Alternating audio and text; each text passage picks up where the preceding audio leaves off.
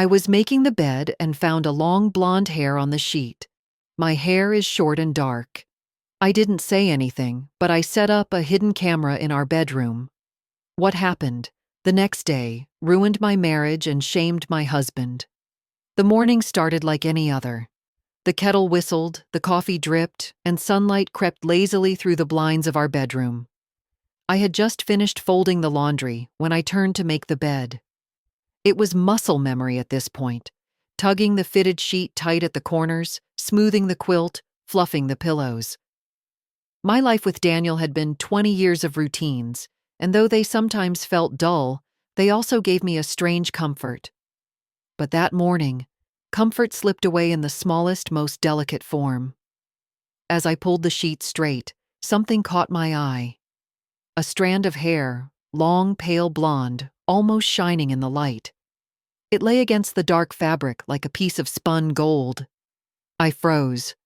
I touched the back of my own head, running my fingers over the short, dark bob I'd worn for years.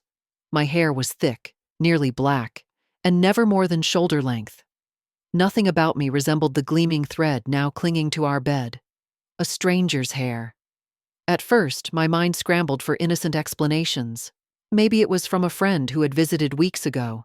Maybe it had clung to Daniel's shirt from a coworker, drifting down as he changed. Maybe. But the strand was too long, too perfect, too intimate. It didn't belong in my bed. I held it between my fingers, the silky texture sliding through as if mocking me. I wanted to march into the kitchen, shove it in Daniel's face, demand an answer. But as quickly as the urge came, another instinct took over. Silence. I set the strand on the nightstand and continued smoothing the sheet, my movements deliberate, as though nothing at all had shifted in my world. But inside, something cracked. When Daniel came home that evening, I said nothing. I watched him eat, laugh at a joke on the TV, and kiss my forehead before bed. I stared at his smile, searching for clues, wondering if guilt could really hide so easily behind eyes I had trusted for 2 decades. That night, I barely slept. The strand haunted me.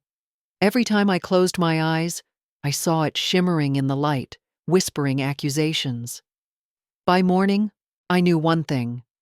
I wouldn't accuse without proof. Words could be twisted, excuses invented, lies smoothed over.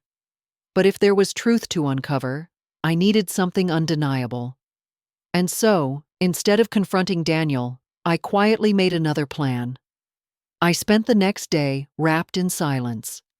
At breakfast, Daniel talked about work, his boss's new project, a client dinner scheduled for the weekend, some small drama about office politics. His words drifted past me like background noise.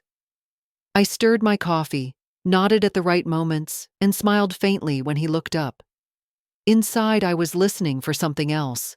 A crack, a slip, any sign that his life wasn't as ordinary as he pretended. But nothing came. He seemed calm, even cheerful. If guilt gnawed at him, it was buried so deeply I couldn't see it. And I knew if I confronted him without evidence, he'd laugh it off, call me paranoid, maybe even make me feel foolish.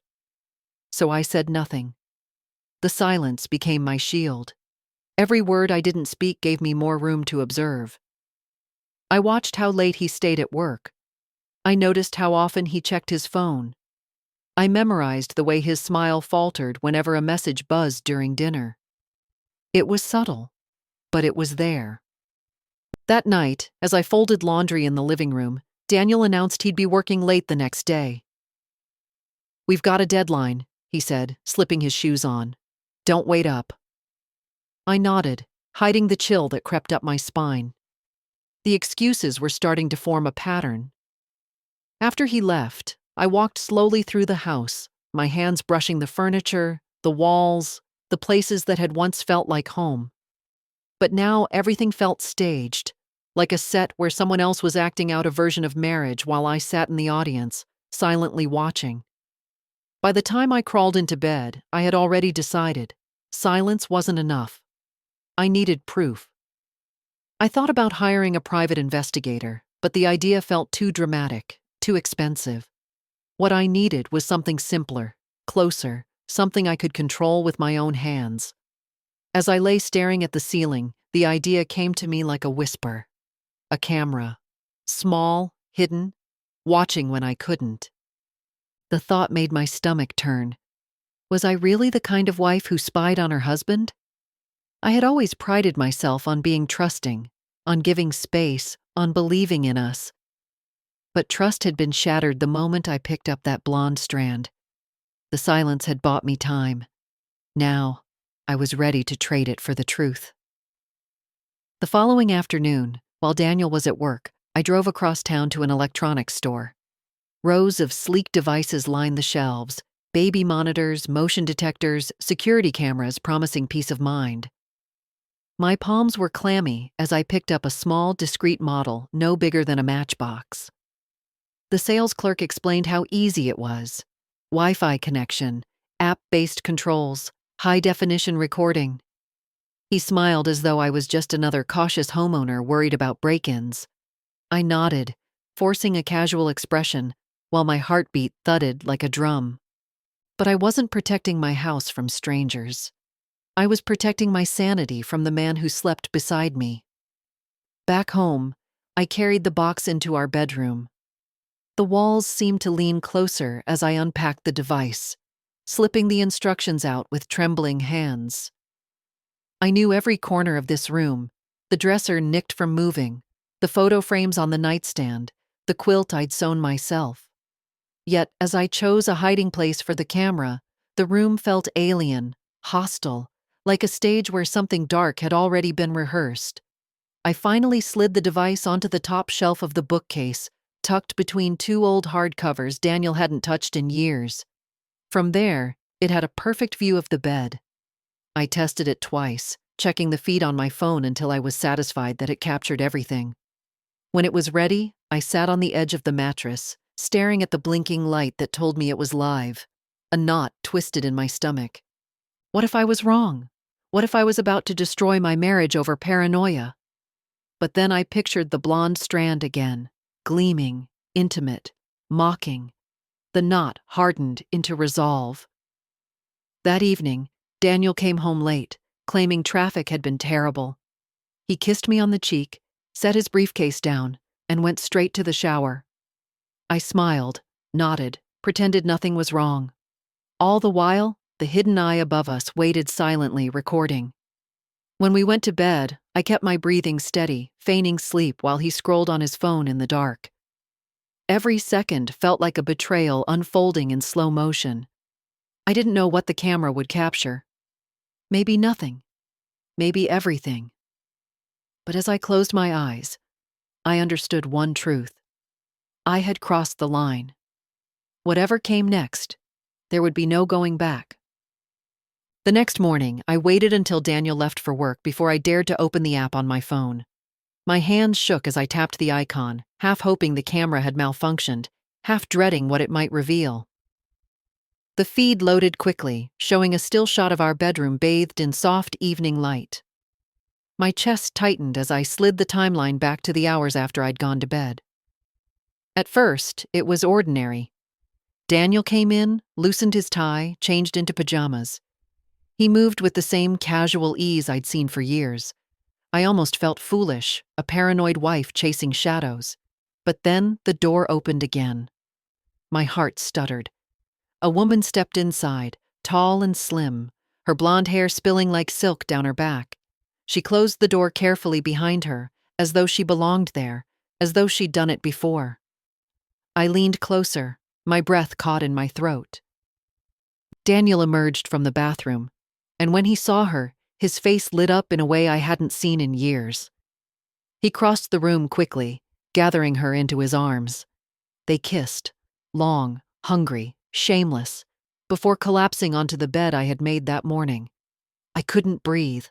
The camera captured everything, their laughter, their whispers, the way she toyed with his shirt buttons, the way he pressed his face into her hair. My stomach churned as if I'd swallowed poison. This wasn't an accident. This wasn't a misunderstanding. It was betrayal in its rawest, cruelest form. played out on the mattress where I had once believed I was safe. For a long time, I sat frozen, staring at the screen. My hands were numb, my body stiff. Tears blurred my vision, but I refused to look away. Proof was what I wanted, and proof was what I had. When the video finally ended, I pressed pause, the image of them tangled together frozen on the screen.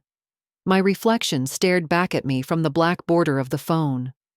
Hollow eyes, clenched jaw, a woman cracked in two. There was no denying it now. The blonde strand had been a warning. The camera was the confession. And Daniel, the man I had loved, trusted, built a life with, was a stranger I no longer recognized. I sat on the edge of the bed for what felt like hours, the phone still in my hand, the frozen image of betrayal glowing back at me. Every sound outside the window, the chirp of birds, the faint hum of a neighbor's lawnmower, felt wrong, too normal for the earthquake that had split my life open. I wanted to scream. I wanted to smash the phone against the wall, to erase the images that had seared themselves into my memory. But rage alone wouldn't serve me. I needed clarity, not chaos. Slowly, I saved the file. Then another. I downloaded the entire night's recording to a hidden folder, naming it with something innocuous. House repairs. I copied it onto a flash drive and slid it into the back of my dresser drawer. The proof was mine, untouchable. Proof. That word steadied me. Daniel couldn't lie his way out of this. No smooth excuses, no gaslighting, no turning the blame back on me. The evidence spoke louder than any words, but with proof came a question heavier than anything I'd ever faced. What now? I pressed my palms against my thighs, forcing myself to breathe. I thought of our 20 years together, the Christmas mornings, the birthdays, the long drives with the radio turned low. I thought of the promises we made, the house we built, the nights I believed I was loved. And then I thought of her. Blonde hair against my pillow, her laugh in my bedroom, her hands on my husband. The images clashed, ripping me apart. A part of me wanted to confront him that very night, to throw the recordings on the table and watch him crumble. But another part whispered, not yet. If I revealed what I knew too soon, he might twist it, destroy the evidence, even turn the story against me. No, I would wait. I would collect more, enough to make any denial impossible. The silence that had been my shield became my strategy. I moved through the day as if nothing had changed, texting Daniel, answering his calls, smiling when he came home. Inside, though, I was cold steel, every glance, every excuse cataloged and measured against the truth I held in my pocket. That night, as he kissed me goodnight, I turned my face so his lips brushed my cheek instead of my mouth. He didn't notice, or maybe he chose not to. And as he drifted off to sleep beside me, I lay awake, staring into the dark, clutching the knowledge that I had crossed another line. I wasn't just a wife anymore. I was a witness. By the third day of carrying the secret, I felt like I was suffocating. The silence that once felt strategic now pressed on my chest, heavy and relentless. I needed someone to hear me, someone who could help me see straight through the haze of betrayal. So I called Claire. She'd been my closest friend since college, the one person who had seen me through heartbreaks, new jobs, Daniel's proposal, even the day we closed on our house. If anyone could handle this, it was her. We met at a quiet cafe downtown. The clatter of cups and low hum of conversation wrapped around us as I slid into the booth, my hands trembling slightly as I wrapped them around a steaming mug. Claire's sharp eyes scanned my face. "Sarah, what's wrong?" I hesitated, my throat tight. Then I whispered, "I think Daniel is cheating." Her lips parted in shock, but she didn't interrupt.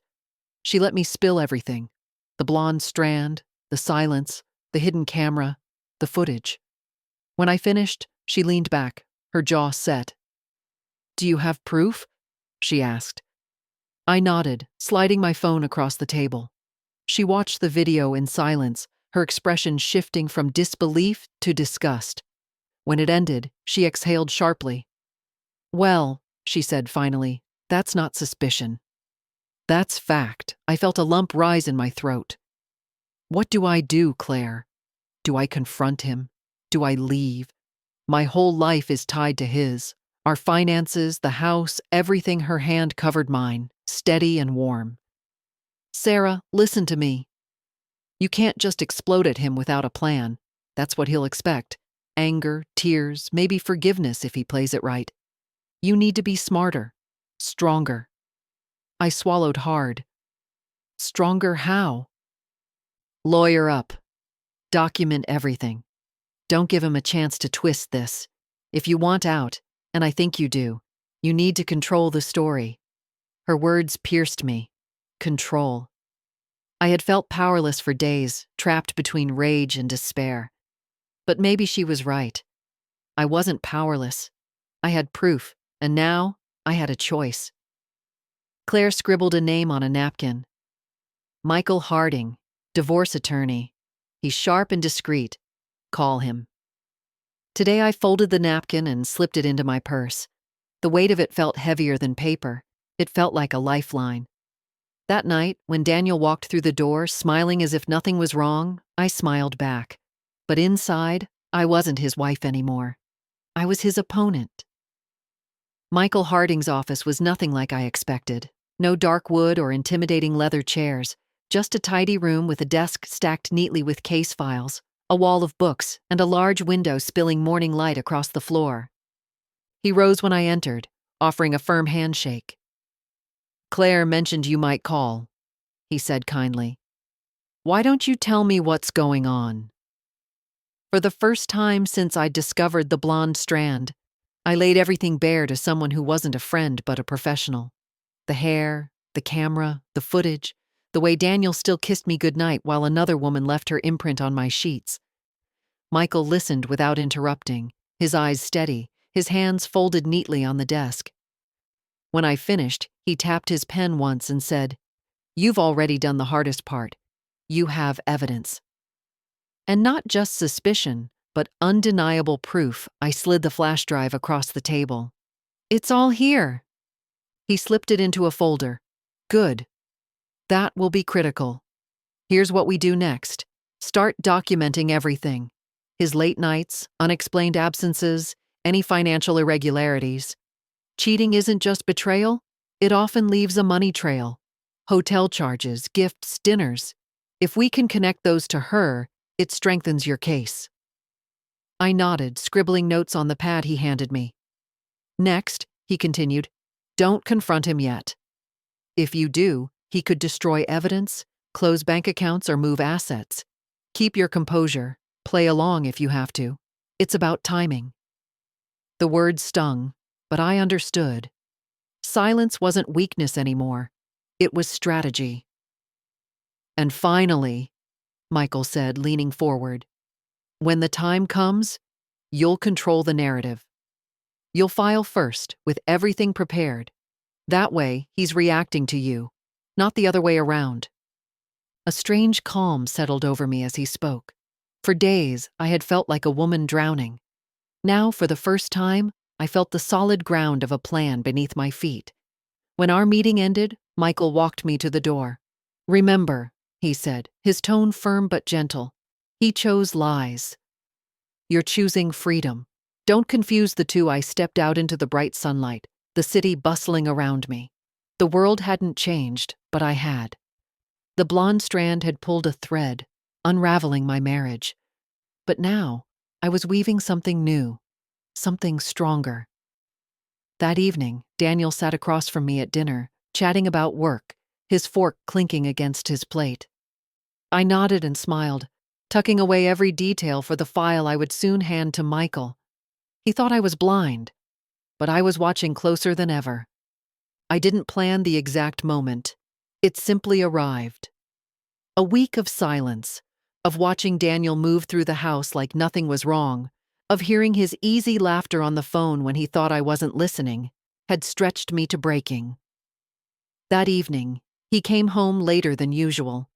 He tossed his keys on the counter, loosened his tie, and poured himself a glass of wine, as if the day had been nothing more than spreadsheets and deadlines.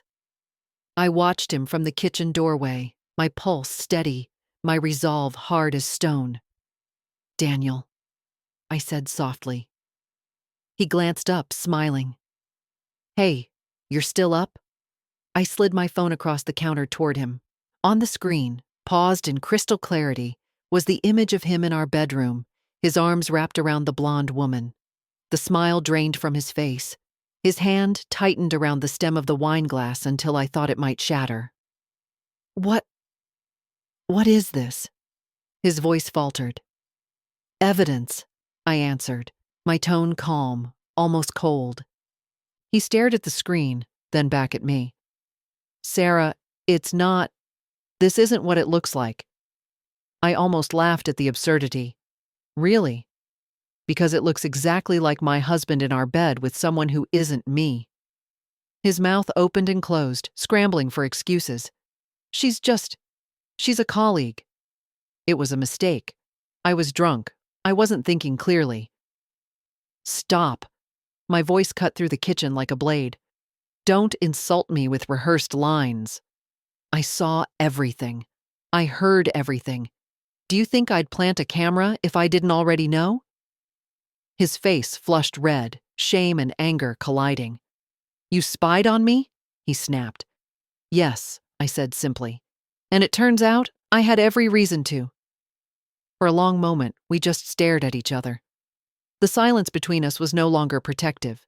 It was final, like the pause before a verdict. Finally, I reached for the folder I had prepared and laid it on the counter beside the phone. Receipts, emails, screenshots, a paper trail of betrayal. His eyes flicked to it, then away. He didn't touch it. He didn't need to. He knew what it contained. "You destroyed us, Daniel," I said quietly. "Not me. Not the camera. You." He sagged against the counter, the bravado draining from his body. For the first time, he looked small, almost fragile. But I felt stronger than I had in years. Daniel had always been obsessed with appearances. The right suit for every meeting, the charming smile at neighborhood barbecues, the flawless mask of a man in control. But masks crack under pressure, and his shattered in days. It started small. A whisper from Claire to a mutual friend, who passed it along with raised eyebrows. Then the video, yes, the very recording from my camera, found its way to Michael Harding for safekeeping. Somehow a fragment of it slipped into the wrong hands, or perhaps the right ones. Either way, within a week, the whispers had grown louder. At the grocery store, two women leaned close, their voices hushed but sharp. "Did you hear about Sarah and Daniel?"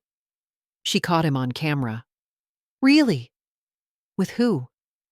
"Some blonde. God knows from where. Can you imagine?"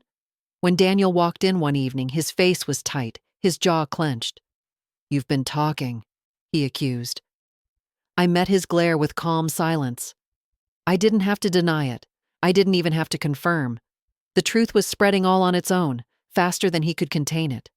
The real blow came from his job. One morning, I found him sitting at the kitchen table, his head in his hands, his phone buzzing endlessly.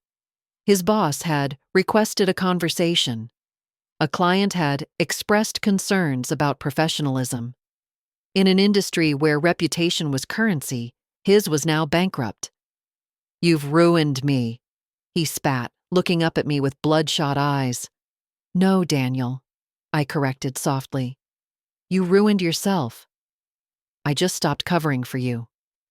The next weekend, we attended a neighborhood gathering, something we once did with ease. But this time, conversations hushed when we arrived. Smiles were polite, but strained. One neighbor offered me a sympathetic glance while barely acknowledging Daniel. He lasted less than an hour before storming out, leaving me behind. I didn't chase him. For once, I didn't feel abandoned. I felt liberated. At home that night, he raged, pacing the living room.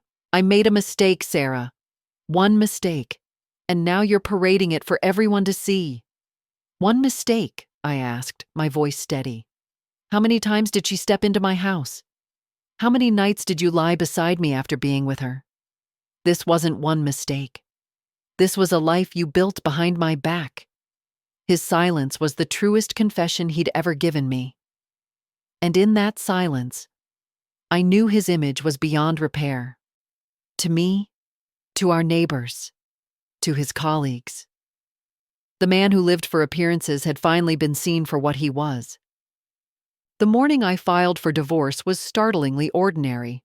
The sun rose, coffee brewed, the city outside my window hummed along as though nothing monumental was happening. But inside me, something had shifted. I dressed carefully, not for Daniel, not for anyone else, but for myself. A crisp blouse, slacks, the kind of outfit that said I'm in control. I slipped the folder of evidence into my bag, the weight of it reassuring. Proof, leverage, closure. It was all there. At the courthouse, the clerk guided me through the paperwork with practiced efficiency. My hand didn't tremble as I signed each page. Every stroke of the pen felt like cutting a rope that had kept me bound to a sinking ship. When it was done, I stepped outside and drew in a deep breath of cool air. Freedom didn't roar, it whispered, soft and steady, like a promise finally kept. That evening, Daniel confronted me in the kitchen. His tie was loose, his face pale with exhaustion. "You filed," he said flatly, as though the words themselves betrayed him. "Yes," I answered simply. His mouth tightened. "So that's it? 20 years gone?" "No," I said quietly. 20 years were gone the moment you chose her. All I did was acknowledge it." He slammed his fist against the counter, the sound sharp. "Do you know what this will do to me? To my career? To your image," I finished for him. "Yes, Daniel. That's what this has always been about. Not me, not us. You." His eyes flicked toward me, and for a moment I thought I saw regret. But it was shallow, a surface wound. Regret for being caught, not for the betrayal itself. I walked past him, carrying the trash to the curb. Outside, the evening air smelled faintly of rain. Neighbors waved politely as they passed, their eyes lingering just a little too long. I didn't care. Let them look. Let them talk. Back inside, Daniel sat at the table, his head in his hands. He looked smaller than I'd ever seen him, diminished. But I didn't feel pity. I felt relief. For years I had lived in the shadow of his lies, twisting myself into silence to keep the peace. But now, there was no peace to protect, only a life to reclaim. The marriage wasn't ending that day. It had ended long before. That day, I simply chose myself. I'd love to hear your thoughts about this story, so feel free to share them in the comments. And if you'd like to hear more true-to-life stories like this one, don't forget to like the video and subscribe to my channel. There are many more waiting for you. Sending you warm regards until we meet again.